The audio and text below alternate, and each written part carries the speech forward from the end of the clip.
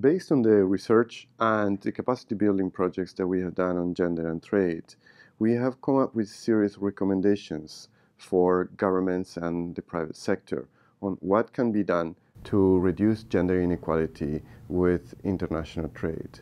Beginning with the recommendations for the private sector.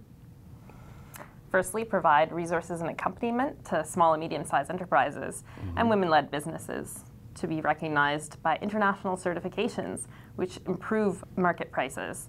And here I'm not only thinking of the well-known Fair Trade brand, but also Rainforest Alliance, UTZ, among many different certifications. Evidence from Colombia, Peru, and Mexico all point to the benefits for women here.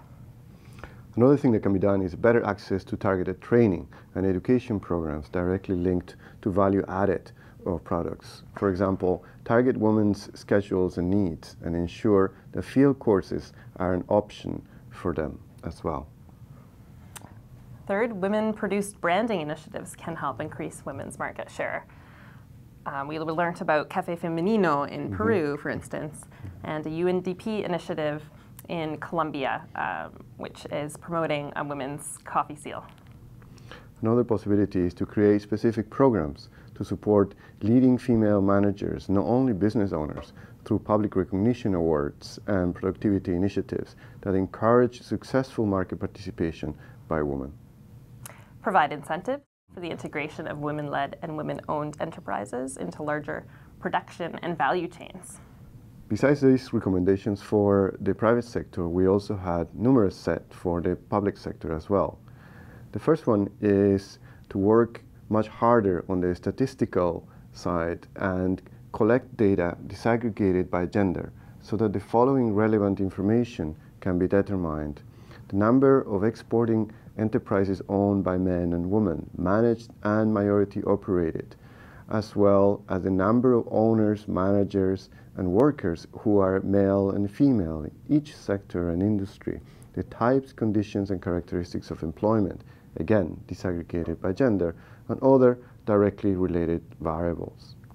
Policymakers might think about investing in more and better targeted technical assistance, which benefits women-led businesses and smaller enterprises in areas like research and business plan development, product design, labeling, marketing, and promotion.